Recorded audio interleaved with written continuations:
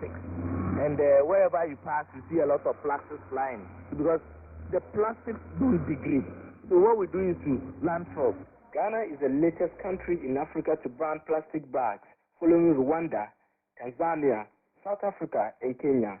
Although this ban may reduce Ghana's solid waste, it is unclear how Ghanaians will accept the new change because people have become too used to carrying things in plastic. And now a recap of our top stories. The trial of South African opposition politician Julius Malema resumed today, and Nigeria military intensifies its fight against Boko Haram. Zimbabwe enforces a temporary hunting ban after the killing of Cecil, a popular lion in the Hwange Park. One way you can comment on the stories we've covered is by sending an email to feedback.africa@dw.com or a letter to Africa link DW 53110 Bonn, Germany. Do join us again tomorrow at the same time. I'm Isaac Mugabe in Bonn.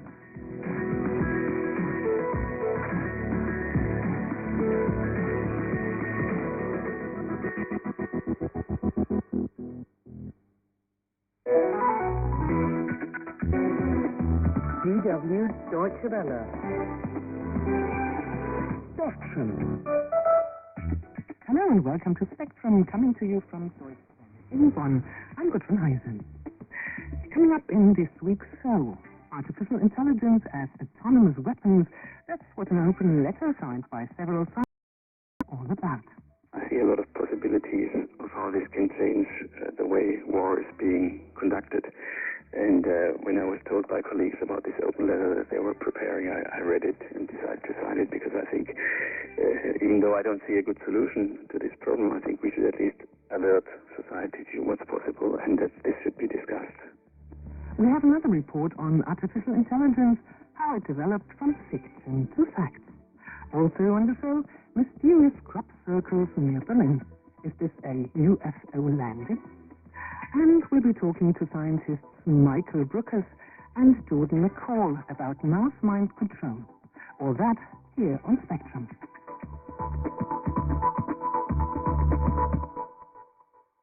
This past week has been wild for artificial intelligence, as thousands of the world's leading experts published an open letter urging the world not to fall into an AI arms race. According to the draft, signed by Stephen Hawking himself, it is only a matter of time before warlords and dictators get their hands on the technology to produce so-called autonomous weapons. The group of scientists, philosophers, and technology security experts said now was the time to set guidelines for how to program machines. But hasn't the AI debate been around for years? Why the sudden resurgence? Deutsche Welle's Gabriel Bort takes a closer look.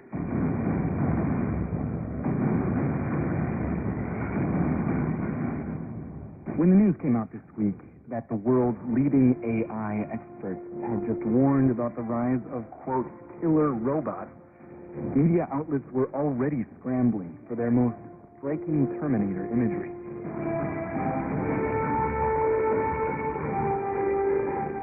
Let it be known, DW was one of them. Our news desk chose a shot from the latest Terminator, a particularly salient shot of Arnold Schwarzenegger's cyborg face blown half off, revealing the T-800 inside.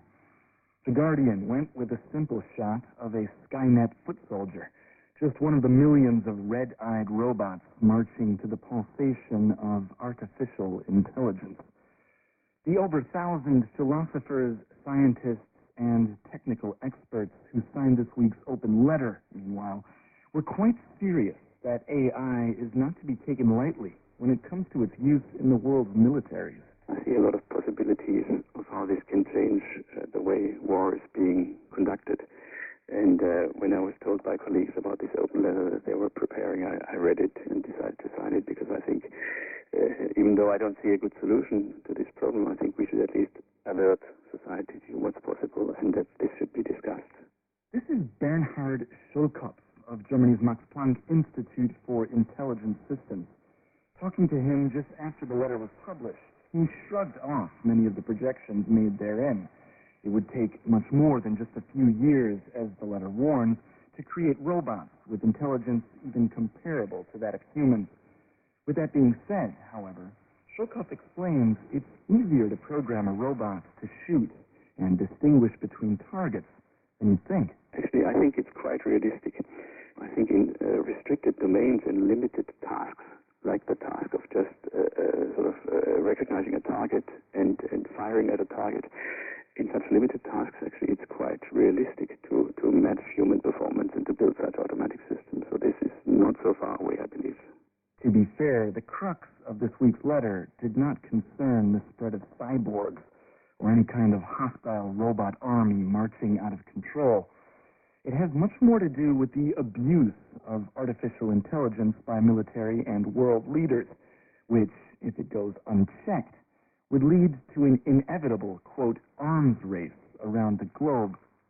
Stephen Hawking, whose name was atop the letter, has said that such a scenario would be nothing less than the world's greatest existential threat.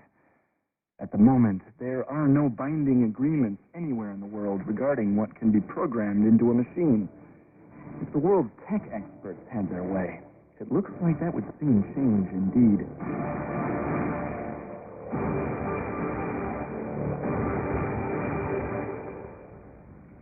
Artificial intelligence has long been the stuff of science fiction, but it's inching closer to becoming science fact. Around the world, scientists are working on computers and robots to try to make them think for themselves. In the Norwegian capital Oslo, a team of experts are making robots that figure out the best way of getting around, and they'll 3D print their own body parts too. But will they take over the world? Lars Bevanger has this report. I'm on the Oslo Underground, a train which could easily be driving itself, yet it still has a human at the controls. We seem inherently reluctant to let the machine already capable of doing. Look at all the skepticism surrounding self-driving cars. It could be because of that science fiction fear of the machines taking over. But I'm on my way to the University of Oslo to see a guy who believes machines taking over and thinking for themselves can be a good thing.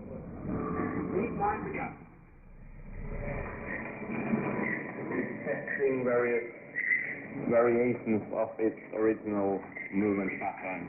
Peter Gletter is an associate professor at the University of Oslo's Research Group for Robotics and Intelligent Systems.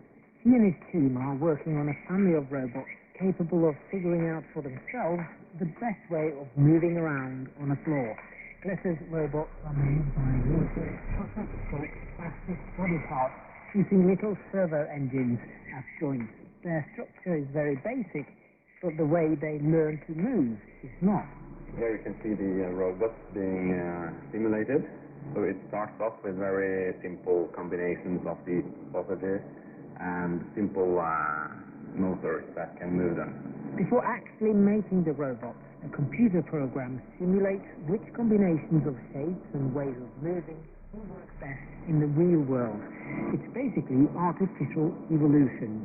So you can see that the computer tries out lots of different solutions which are not performing very well, mostly just standing in place and wiggling their legs, but eventually there are some solutions that manage to move forward just a tiny little bit.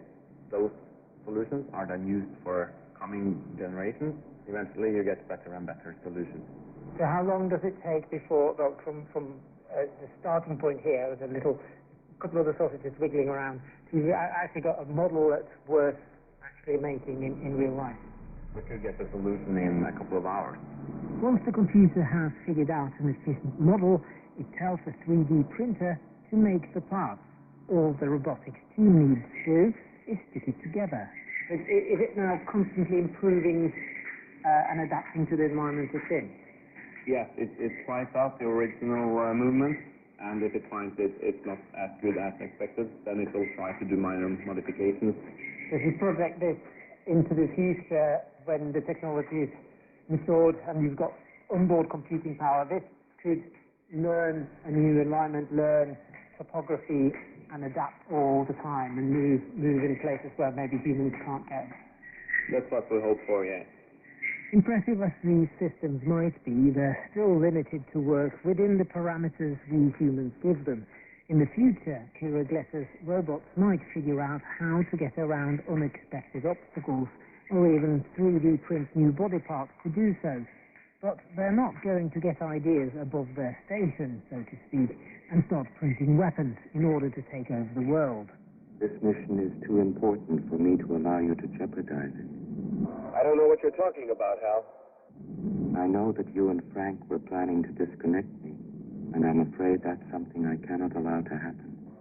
Perhaps the most famous artificial intelligence scare scenario in modern popular culture, the computer HAL 9000 taking control of a space mission by getting rid of the humans in Stanley Kubrick's 2001 A Space Odyssey. But that can't happen, right? The primitive forms of artificial intelligence we already have proved very useful. The unmistakable computer voice of Professor Stephen Hawking, talking to the BBC last December. He is worried about the machines taking over, and he's among a growing number of renowned scientists and computer experts warning us about what might lie ahead.